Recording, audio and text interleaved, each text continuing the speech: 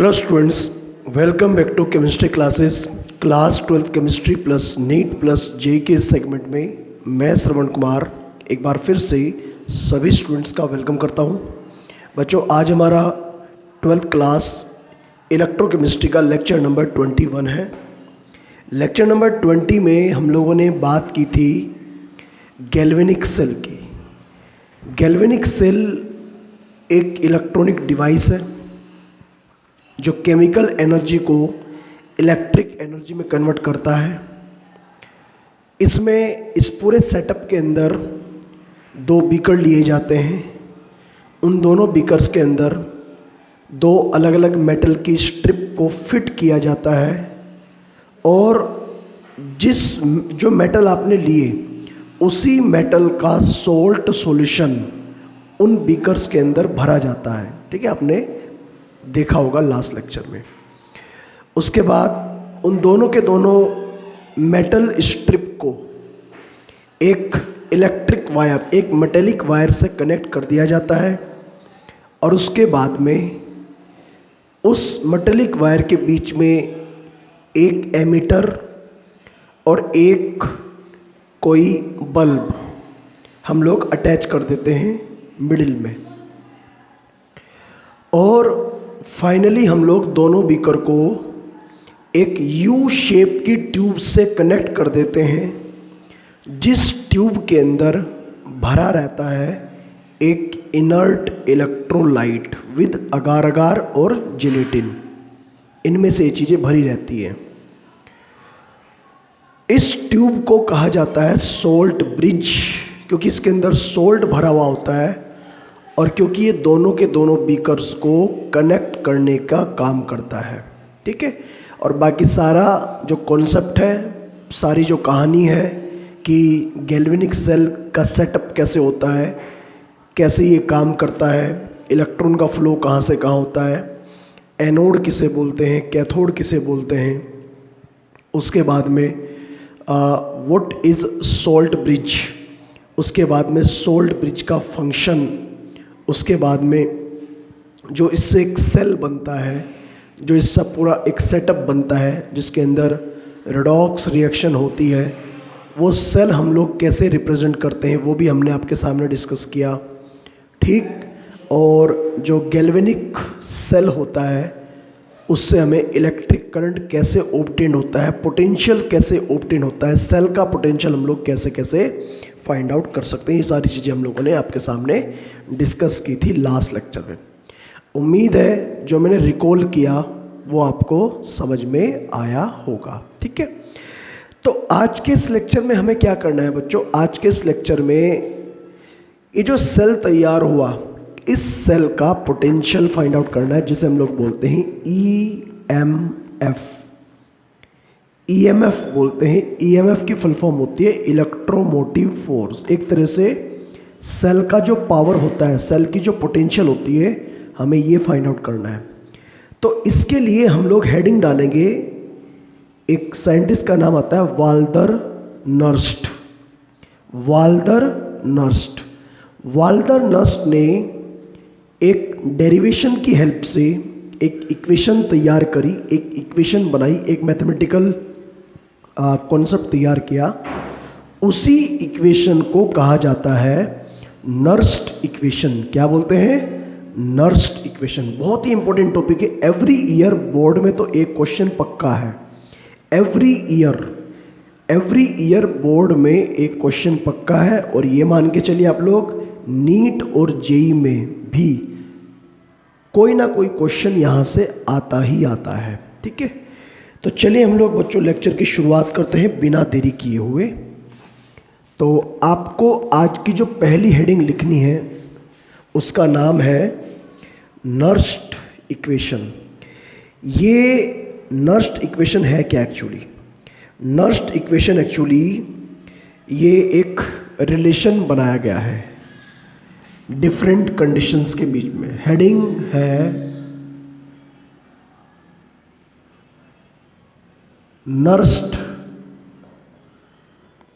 Equation, और ये मान के चलिए कि ये बहुत ही ज़्यादा इम्पोर्टेंट टॉपिक है इस चैप्टर का।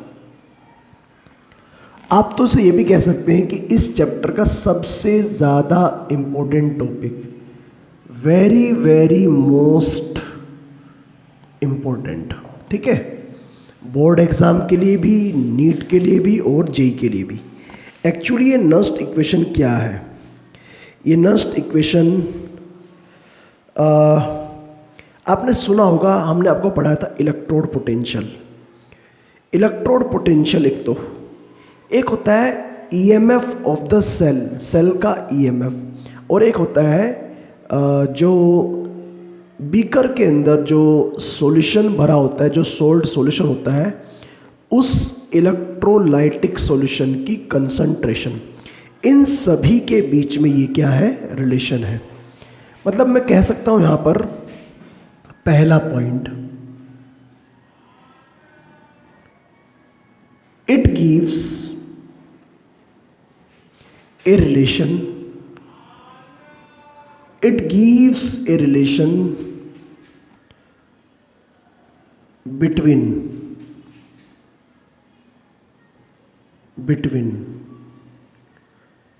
electrode potential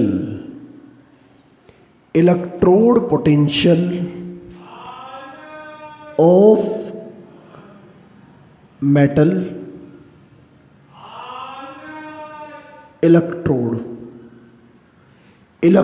potential of metal electrode,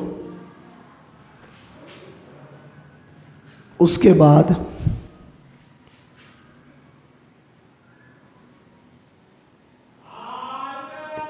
EMF को हम लोग बोलते हैं electromotive force, EMF of the cell and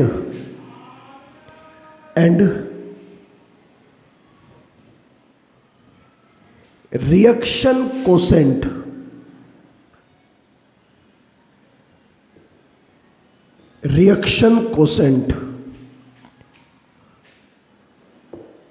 इन सभी के बीच में ये रिलेशन है। बल्कि अभी आप लोग रिएक्शन कोसेंट मत लिखिए, अभी आप लोग लिखिए यहां पर concentration of the electrolytic solution, क्योंकि रिएक्शन कोसेंट एक्चुअली कंसंट्रेशन से ही ऑब्टेन होता है। तो रियल जो कंडीशन वो ये है। ओके, अब जो मैंने आपको बताया इसका नाम नस्ट इक्वेशन क्यों है, वाल्दर नर्स्ट एक साइंटिस्ट का नाम आता है। वाल्दर नर्स्ट ने क्या किया, ये इन्होंने एक रिलेशन दिया गिब्स फ्री एनर्जी और रिएक्शन कोसेंट के बीच में, और उसी से फर्दर चीज़ों को इलेबोरेट किया गया, समझाया गया, और उसी से फाइनली बनी नर्स्ट इक्वेशन। तो मैं साइंटिस्ट का नाम भी यहाँ पर मेंशन करने जा रहा हूँ। साइंटिस्ट का नाम क्या है? Walther Nernst. Walther Nernst gave a relation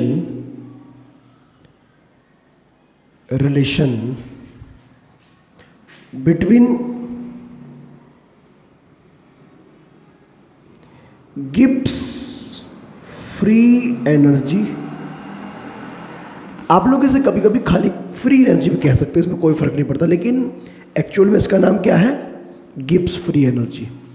तो Gibbs free energy change and reaction quotient,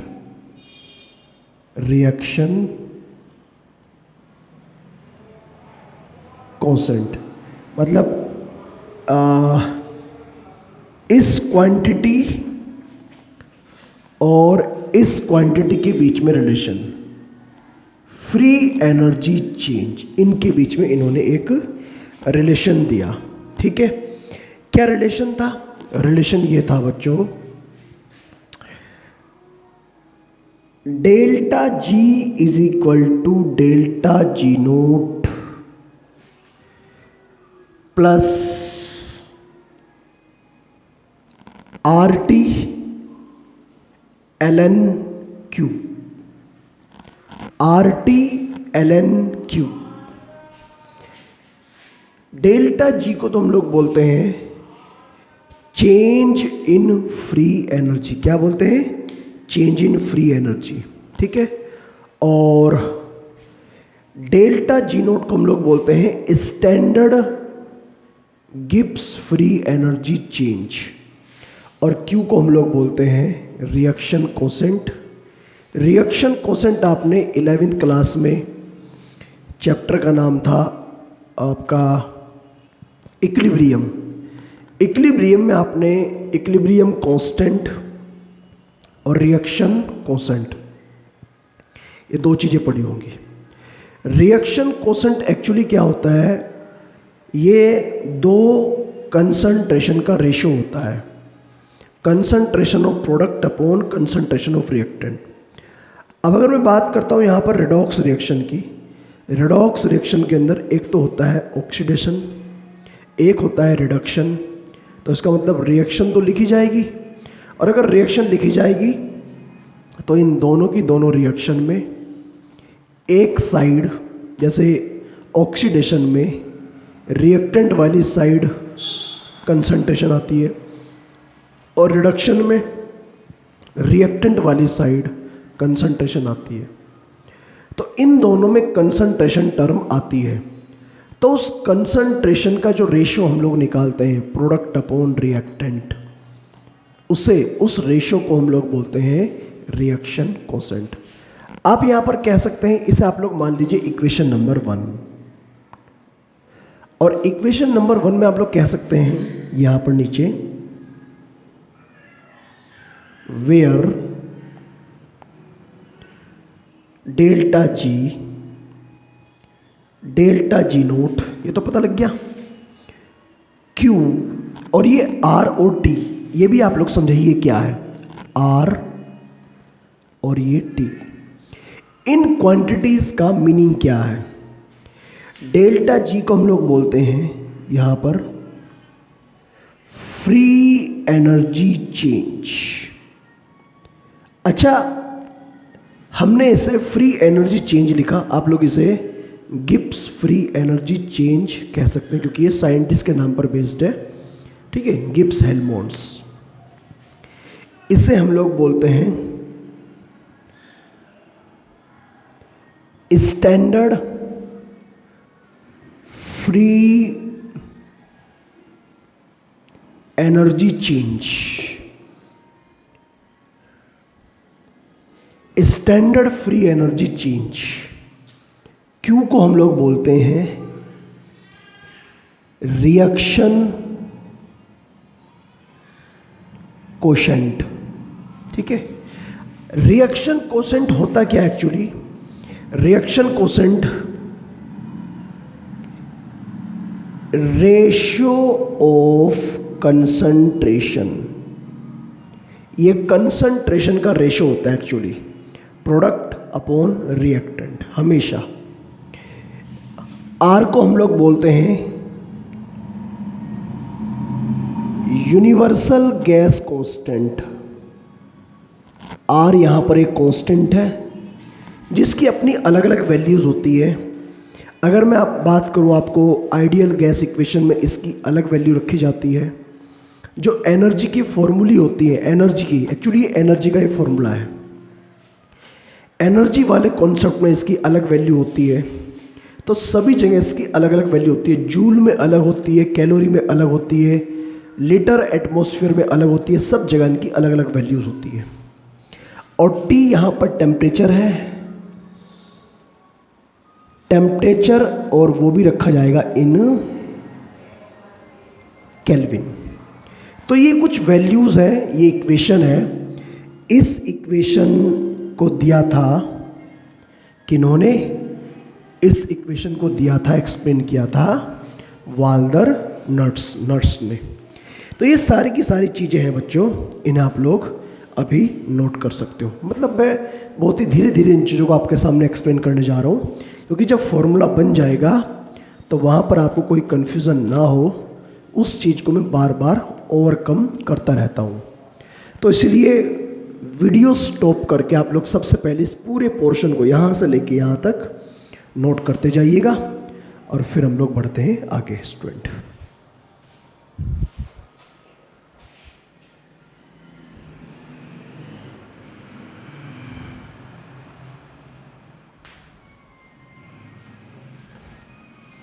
चलिए थोड़ा सा आगे बढ़ते हैं हम लोग। ये चीज़ें तो हमने आपके सामने एक्सप्लेन कर दी, अब थोड़ा सा हम लोग इन चीज़ों को लेकर आगे चलते हैं, ठीक है?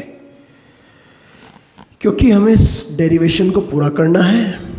उम्मीद यही है कि आप लोगों ने ये नोट तो कर ही लिया होगा।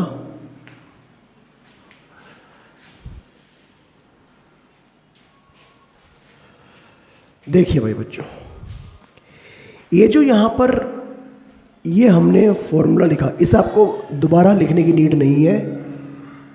Delta G is equal to delta G naught plus R T L N Q, जो हमने माना था इक्वेशन नंबर 1, वो तो ऑलरेडी आप लोग नोट कर चुके हो।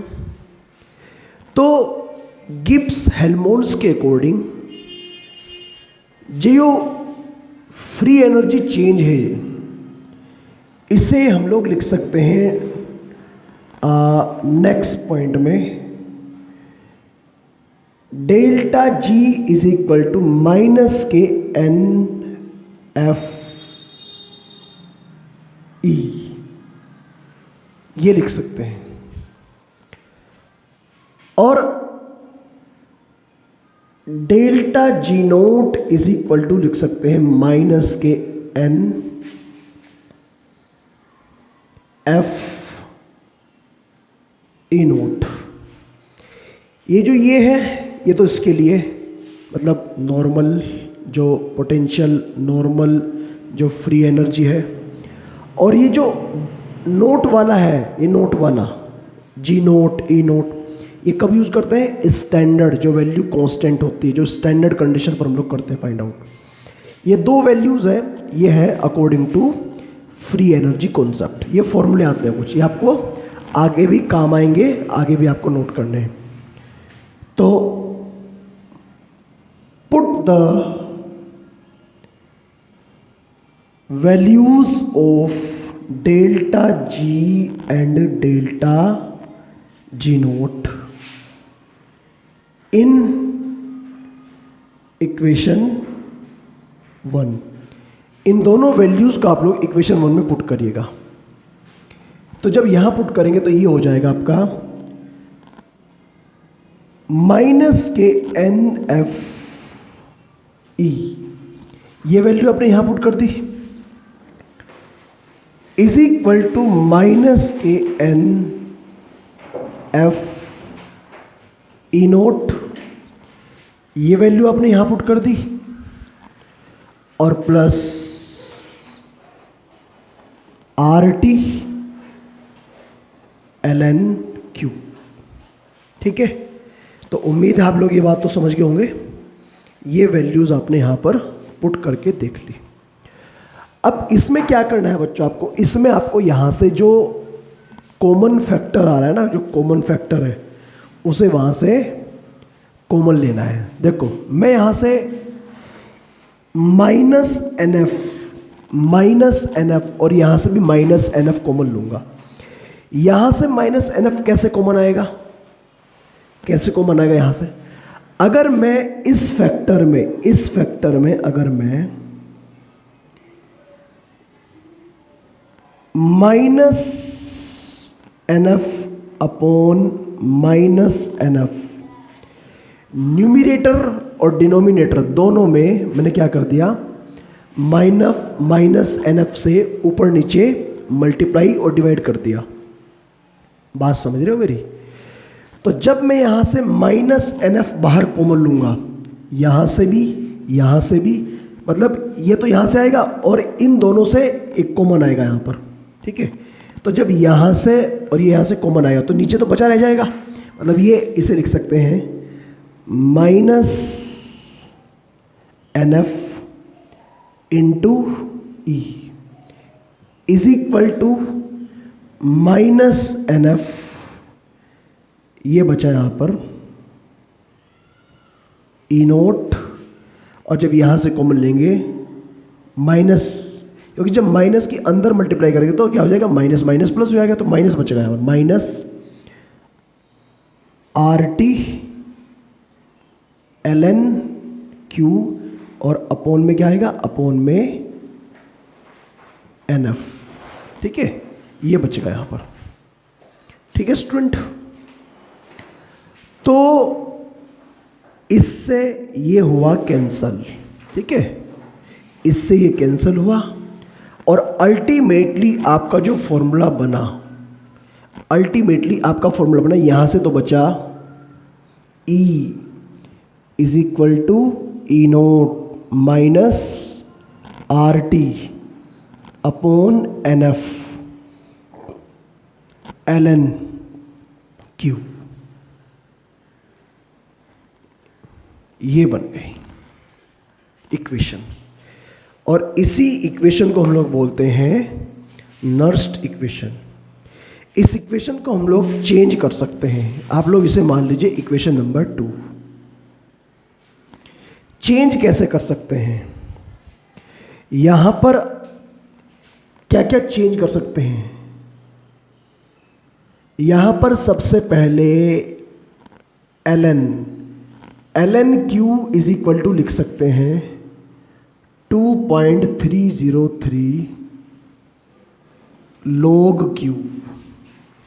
ln log हम लोग कब निकालते हैं, ये होता है एक नेचुरल लॉग। कैसा लॉग होता है, नेचुरल लॉग। ये तो नेचुरल लॉग है, और ये है आपका मैथमेटिकल लॉग।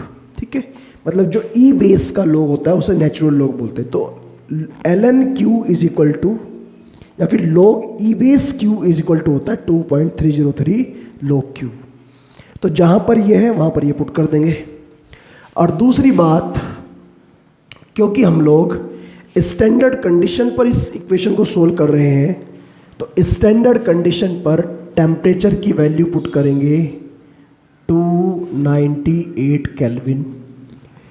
R की वैल्यू कांस्टेंट होती है, R is equal to put करेंगे 8.314 इतने जूल पर केल्विन पर मोल पर लीटर। ठीक है, समझ के बात को। तो ये हो जाएगा R इज इक्वल टू, ये आई थिंक यहाँ से गलत हुआ, इतने जूल पर केल्विन पर मोल। यस, ये आएगा। ठीक है, R की वैल्यू। और बाकी F को हम लोग बोलते हैं फैराडे कांस्टेंट। साइंटिस्ट का नाम था माइकल फैराडे, उनके नाम पर फैराडे कांस्टेंट। फैराडे कांस्टेंट एक चार्ज होता है, चार्ज ऑन 1 कूलम। ठीक है, तो इसकी वैल्यू कितनी होती है, फैराडे कांस्टेंट की वैल्यू होती है 96500, ये होती है। अब आप कहोगे ये वैल्यू आई कैसे, कांस्टेंट की वैल्यू, इसे बताएंगे आगे। एक टॉपिक आएगा आपका फैराडे लॉज ऑफ इलेक्ट्रोलाइसिस, वहाँ पर इसकी वैल्यू बताएंगे।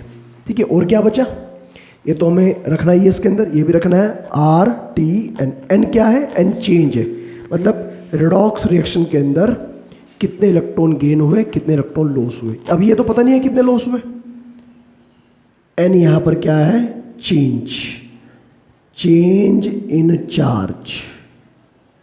ठीक है, मतलब एक तरह से कह सकते हैं नंबर ऑफ लॉस और गेन ऑफ इलेक्ट्रॉन, ये कॉन्सेप्ट है N का। इसे बस मैं ऐसे ले लेता हूँ अलग से। ठीक है, जब आप लोग ये सारे की सारी वैल्यूज, ये सारी वैल्यूज इस इक्वेशन में पुट करोगे, सारी values, put all above values in equation 2। Equation 2 में हमने पुट कर दी सारी वैल्यूज़, आर की, टी की, एफ की और ये सारी वैल्यूज़।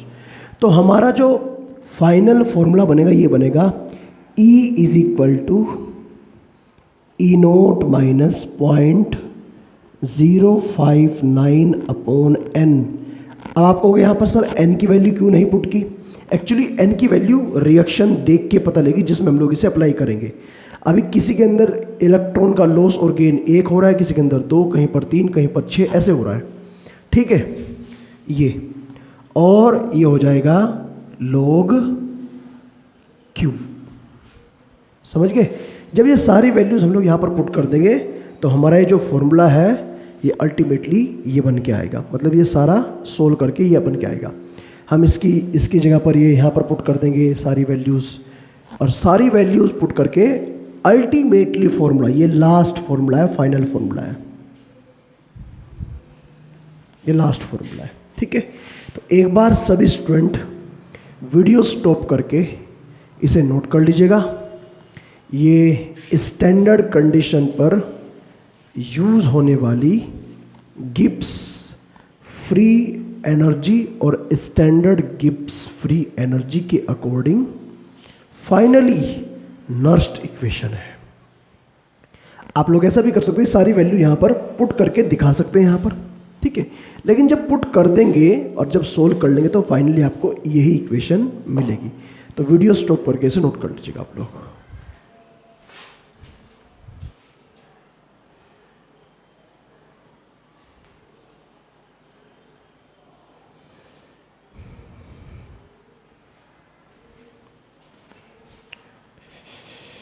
ओके स्टूडेंट, तो बच्चों आप लोगों ने सारी की सारी वैल्यूज़ नोट कर ली होंगी वीडियो स्टॉप करके, और अब मैं थोड़ा सा और इस इक्वेशन को एलैबोरेट करता हूँ, एक्सप्लेन करता हूँ। ये जो इक्वेशन हमने आप लोग के सामने बनाई, देखिए आपको पता है, क्योंकि मैंने अभी कुछ देर पहले ही आपको बताया कि जो Q होता है, Q को हम लोग बोलते हैं रिएक्शन कोसेंट।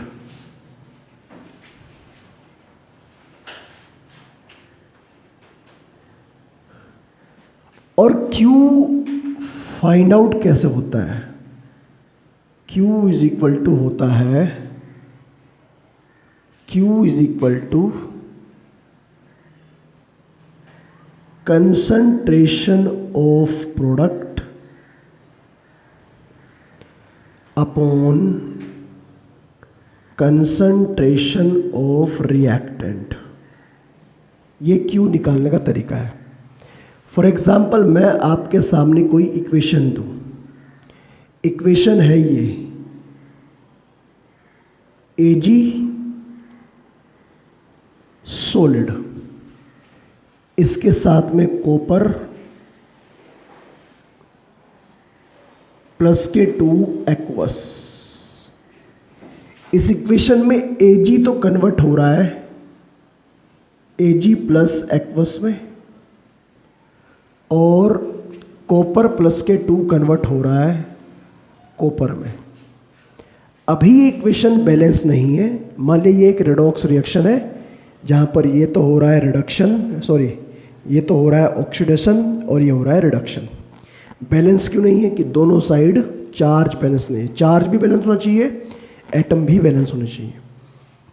यहाँ पर मैंने 2 से कर दिया मल्टीप्लाई, इधर भी 2 से, तो दोनों साइड चार्ज भी बैलेंस है और बाकी सब कुछ बैलेंस है। तो इस इक्वेशन में अगर मैं कहूँ आपको Q कैसे निकालें, तो इस इक्वेशन में Q निकालने का तरीका ये है, concentration of product upon concentration of reactant. मतलब जो एक्वस कंडीशन में है उन्हीं की कंसंट्रेशन यूज होगी। तो एक्वस कंडीशन में कौन है? एक्वस कंडीशन में इधर तो है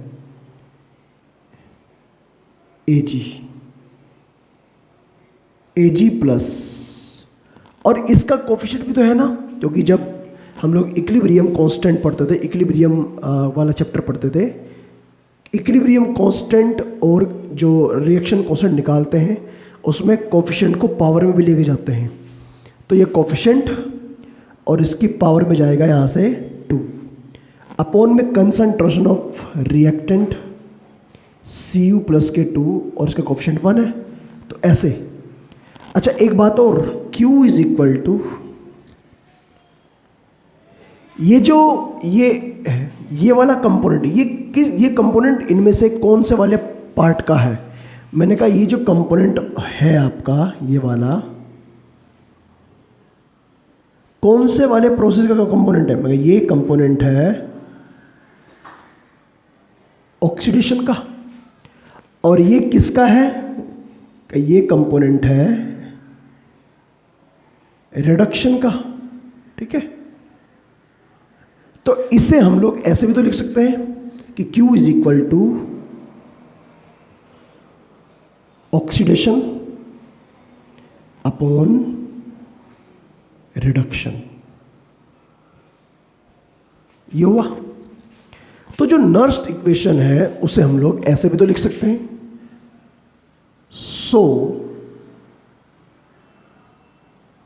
Nernst equation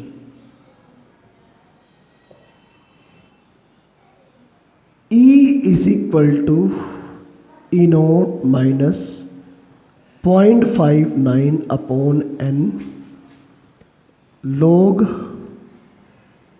concentration of product, ठीक है, coefficient N, concentration of reactant coefficient M। Coefficient जरूर लगाना है आपको, या फिर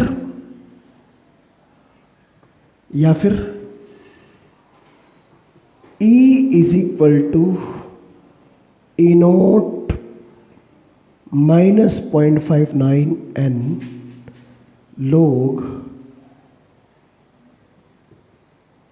ऑक्सीडेशन अपॉन रिडक्शन। तो ऑक्सीडेशन वाला कोफिशिएंट अपॉन रिडक्शन वाला कोफिशिएंट, ये भी हो सकता है।